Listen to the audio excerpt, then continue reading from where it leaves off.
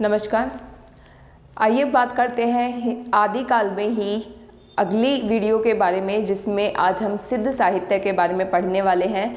विस्तार से देखेंगे सिद्ध साहित्य में रचना करने वाले कौन कौन से विद्वान रहे, उनके नाम क्या थे, उन्होंने कौन सी रचनाएं की, वो देखने वाले हैं। इससे पहले की वीडियो में मैंने आपको आदिकाल के अंतर्गत आने वाले अपभ्रंश साहित्य, उनके अंदर रचना करने वाले कवि, प्रमुख कवि और उनकी रचनाओं के नाम पढ़ाए हैं। अगर आपने वो वीडियो नहीं देखी है तो आपको आई बटन में उसका लिंक मिल जाएगा, आप देख सकते हैं, या फिर चैनल पर विजिट करके सारी प्लेलिस्ट को एक बार चेक कर सकते हैं। तो आइए शुरुआत करते हैं सिद्ध साहित्य के बारे में। तो सबसे पहली बात जो आपको पता होनी चाहिए कि सिद्धों की संख्या आदिकाल में 84 मानी गई है। ठीक है, 84 सिद्ध माने गए हैं आदिकाल में। अब इन 84 सिद्धों में से एक क्वेश्चन जो कई बार एग्जाम में बन जाता है वो ये भी बनता है कि 80 इसमें योगी रहे, लेकिन 4 इसमें योगिनी थी। इन सिद्धों में 4 जो थी वो योगिनी थी। अब इन 80 योगियों के नाम तो बहुत ज़्यादा हो गए, इनके बारे में इतना नहीं पूछा जाता, लेकिन इन 4 योगिनियों के नाम के बारे में ज़रूर पूछा जाता है। जिनके नाम रहे, इन चारों के जो नाम थे वो मैं आपको बता देती हूँ। लक्ष्मीकरा,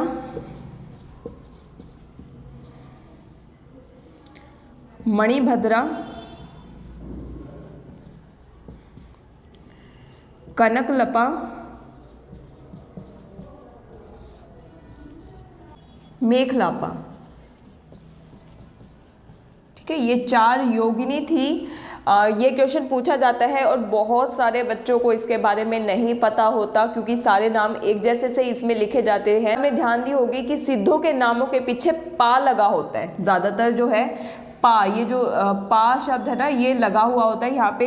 इसमें आपने देखा इन दोनों के नामों के पीछे नहीं है, लेकिन ज़्यादातर नामों के पीछे आपको पा लगा हुआ मिलेगा। जैसे कि जो सबसे पुराने सिद्ध साहित्य में जो सबसे पुराने रचनाकार हैं, रचना करने वाले, उनका नाम है सरहप्पा।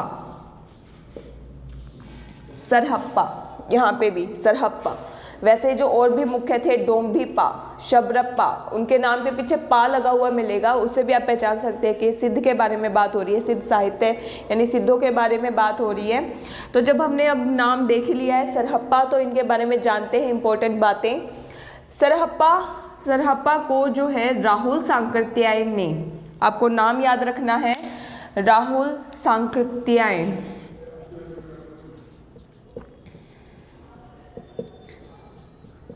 बार बार पूछा जाता है। राहुल सांकृत्यायन ने इनको हिंदी भाषा का प्रथम कवि माना है।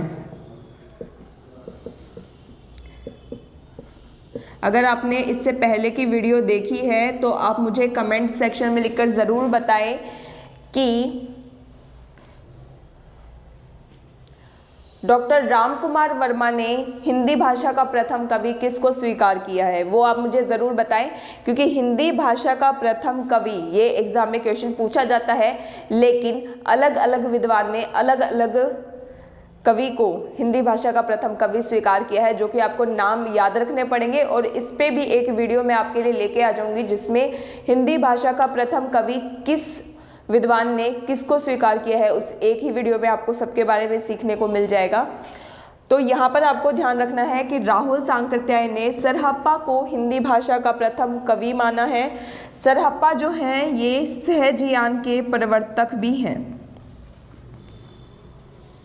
सहजयान के प्रवर्तक रहे, ये आपको ध्यान रखना है। और जो सहजयानियों की भाषा है, सहजयान की भाषा, ये आपको ध्यान रखनी है। इस भाषा का नाम है संध्या भाषा।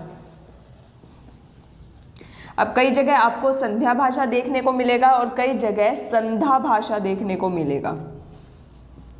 दोनों में से कोई भी आपके सामने नाम आ सकता है, पर एक ही चीज़ है, संध्या भाषा या संधा भाषा।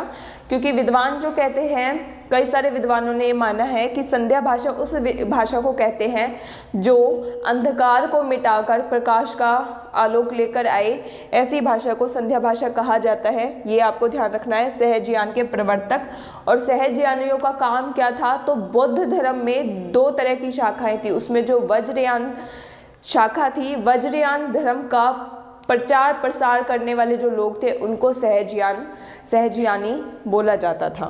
तो ये आपको ध्यान रखना है सरहप्पा के बारे में कि इन्हें हिंदी भाषा का प्रथम कवि स्वीकार किया गया, सहजयान के प्रवर्तक रहे और सबसे पुराने जो सिद्ध हैं वो सरहप्पा को स्वीकार किया जाता है। एक क्वेश्चन और यहाँ से बनता है, सरहप्पा के और भी नाम हैं, इन्हें सरोज वज्र के नाम से भी जाना जाता है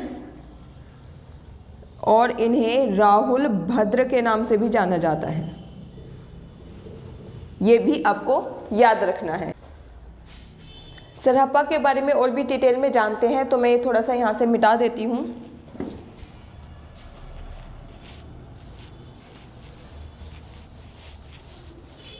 देखिए सरहप्पा से रिलेटेड कुछ और बातें जो याद रखने हैं, राहुल सांकृत्यायन ने इनका जो समय माना है वो माना है 769 ईस्वी।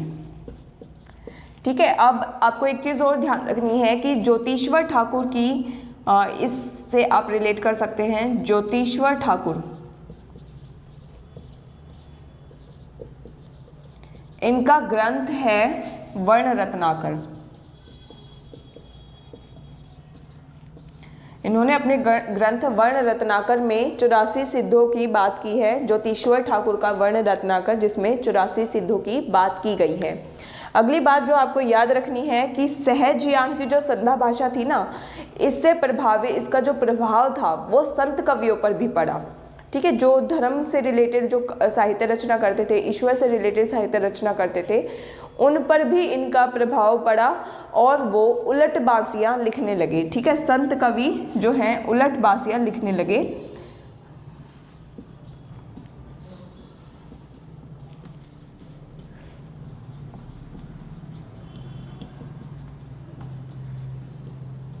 और किसके प्रभाव में आकर उन्होंने ऐसा किया? तो सहजयानियों के प्रभाव में आकर ऐसा किया। अगली बात जो ध्यान रखनी है, सरहप्पा ने जो ग्रंथ लिखा है वो लिखा है दोहा कोश। पूछा जाता है दोहा कोश के बारे में। ठीक है, दोहा कोश इन्होंने लिखा है और दोहा कोश में सिर्फ सरहप्पा के ही नहीं बल्कि शबरप्पा और कणप्पा के भी जो दोहे हैं वो संग्रहित हैं, ये आपको ध्यान रखने हैं। तो देखिए दोहा कोश का जो संपादन है वो किसने किया? वो किया डॉक्टर प्रबोध चंद्र बागची ने।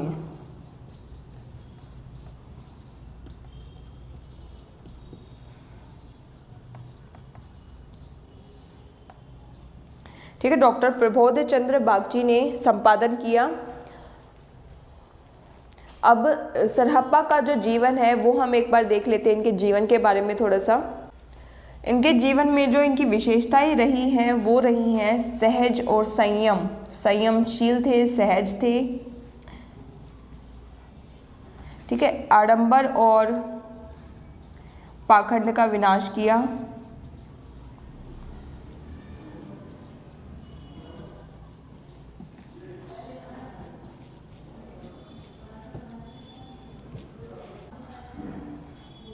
गुरु सेवा की, सहज मार्ग अपनाया,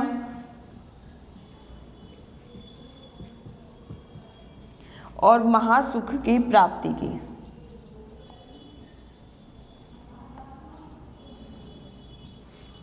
ये था कुछ शबरप्पा जी के जीवन की जो विशेषताएं रहीं, उन्होंने जो अपने जीवन में किया, जो उनकी शिक्षाएं रहीं वो ये थी। और एक बात और जो आपको ध्यान रखनी है कि सिद्धों की भाषा को जो संध्या भाषा नाम दिया गया है वो नाम दिया है मुनिदत्त ने और अद्वैय वज्र में। यहाँ पे लिख देती हूँ, ये जो संध्या भाषा, ये जो नाम दिया है सिद्धों की भाषा को, ये नाम किसने दिया है? तो मुनिदत्त ने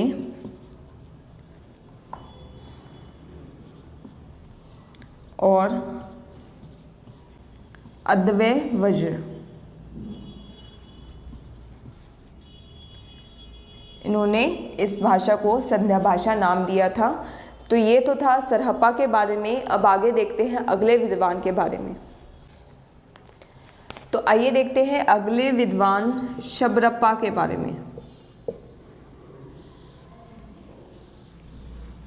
शबरप्पा जो हैं वो सरहप्पा के शिष्य थे।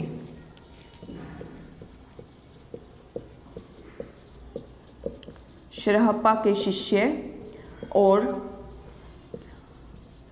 लुइपा के गुरु।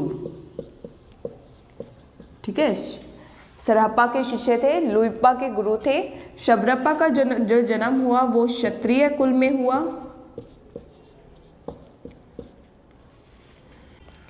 जो 780 ईस्वी इनका समय माना गया।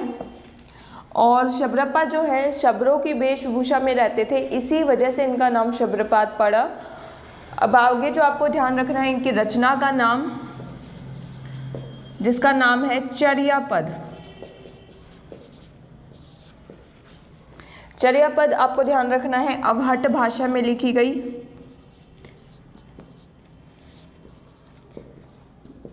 अवहट भाषा जैसा कि आप जानते हैं ये अपभ्रंश भाषा की ही उत्तरकालीन अवस्था है। और जो सरहप्पा ने जो दोहा कोश की रचना की वो अपभ्रंश भाषा में की थी। ठीक है, ये भी आपको ध्यान रखना है। लेकिन ये सिद्धों द्वारा रचित साहित्य है, इसलिए इसको अपभ्रंश साहित्य में ना रखकर सिद्ध साहित्य में रखा गया है, क्योंकि ये 84 सिद्ध है और 84 सिद्धों ने जो भी साहित्य रचना की वो सब सिद्ध साहित्य के अंतर्गत लिखी गई हैं। लेकिन एग्ज़ाम से रिलेटेड हम देखते हैं तो पूरे 84 सिद्धों के बारे में हम नहीं पढ़ेंगे। यहाँ पर हमारे एग्ज़ाम में जो भी पूछा जाता है, जो इम्पोर्टेंट है, बार बार एग्ज़ाम में आता है, हम उन्हीं के बारे में देख रहे हैं। तो इसलिए शबरप्पा इंपॉर्टेंट हो जाते हैं। आपको ध्यान रखना जो चर्यापद है वो अवहट भाषा में और जो सरहप्पा का दोहा कोश है वो अपभ्रंश भाषा में लिखा गया था। अब ये चर्यापद क्या होता है ये भी आपको ध्यान देना है। तो चर्यापद जो है वो गीत होते हैं जो कि सामान्यतः किसी भी अनुष्ठान के समय में गाए जाते हैं। ठीक है, तो ये होते हैं चर्यापद। अब आइए बात करते हैं हम लुइपा के बारे में। लुइपा, तो देखिए जो लुइपा थे वो कायस्थ परिवार में जन्मे थे।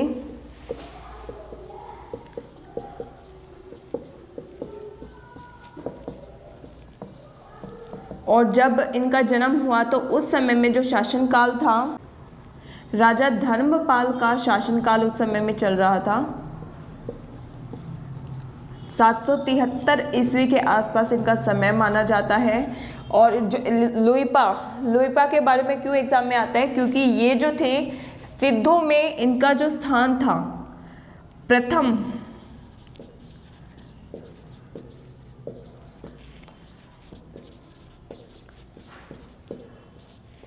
इनका स्थान 84 सिद्धों में प्रथम स्थान था और सबसे ऊंचा इनको माना जाता था।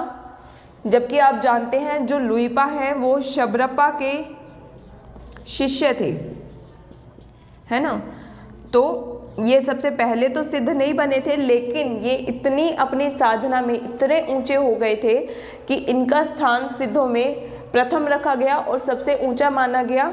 अपने साधना में इतने मग्न रहे, ये इतने ऊंचाई पर पहुंच गए कि उड़ीसा के जो राजा थे दारिकपा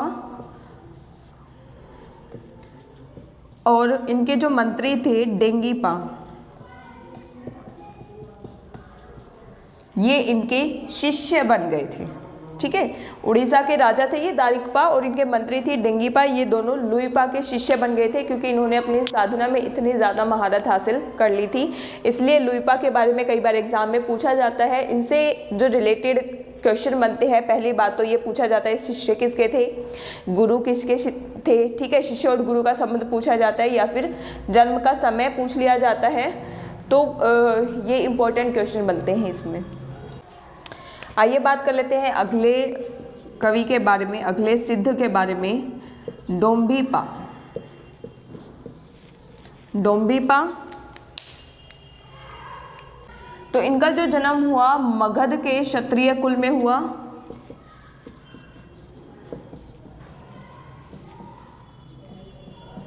कुल में इनका जन्म हुआ 840 ईस्वी में। इम्पोर्टेंट क्वेश्चन, विरूपा के शिष्य थे ये डोम्बीपा, विरूपा के शिष्य। इनके द्वारा जो रचित है 21 ग्रंथ माने जाते हैं। जो मोस्ट इम्पोर्टेंट ग्रंथ है वो है डोम्बी गीतिका,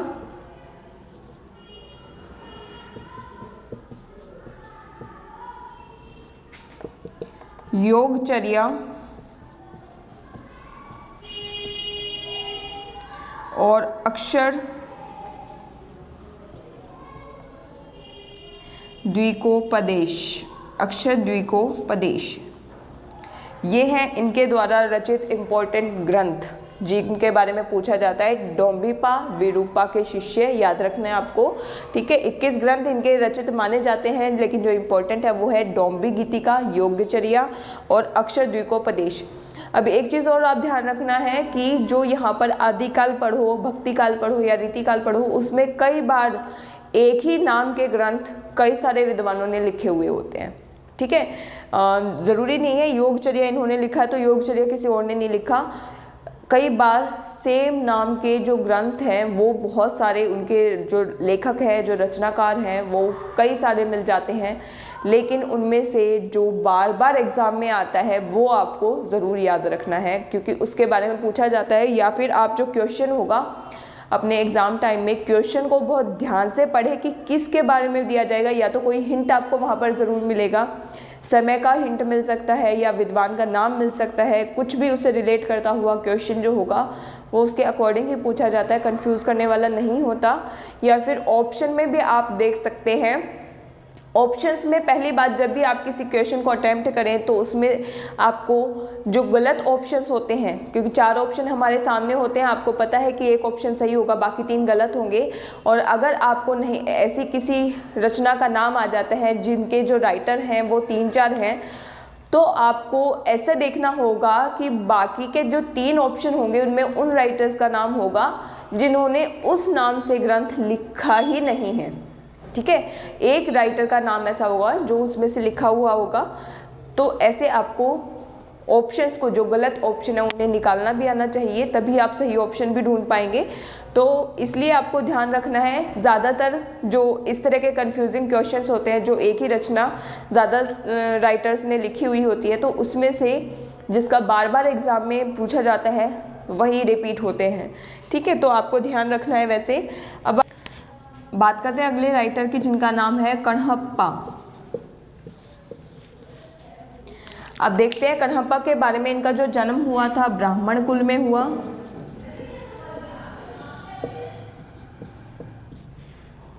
(820 ईस्वी में इनका जन्म हुआ ब्राह्मण कुल में। इनका कण्हप्पा जो है सिद्ध साहित्य में सबसे बड़े कवि इनको स्वीकार किया जाता है सिद्ध साहित्य का।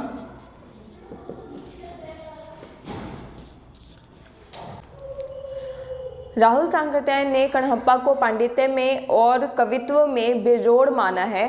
कण्हप्पा के गुरु का नाम क्या था? तो इनके गुरु जो थे वो थे जलंधरपा। तो ये तो था कण्हप्पा के बारे में इंपॉर्टेंट बातें। कुछ सिद्धों के बारे में भी जो इंपॉर्टेंट बातें हैं वो देख लेते हैं एक बार।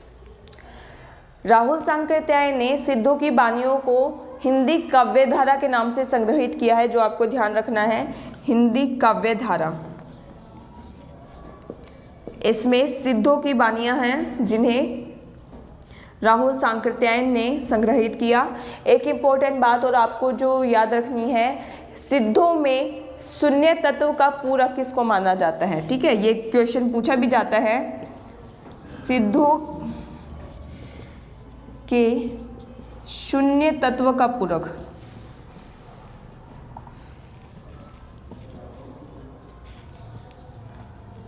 तो ये माना जाता है ज्ञान को। एक बात और इम्पॉर्टेंट है कि सिद्धों की रचनाओं में एक महामुद्रा शब्द प्रयोग किया जाता है, महामुद्रा। इस महामुद्रा का अभिप्राय जो है वो ये है कि सिद्धि प्राप्ति हेतु स्त्री संसर्ग, ये भी क्वेश्चन में पूछा जाता है।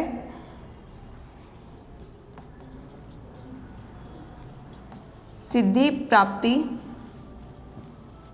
हेतु स्त्री संसर्ग।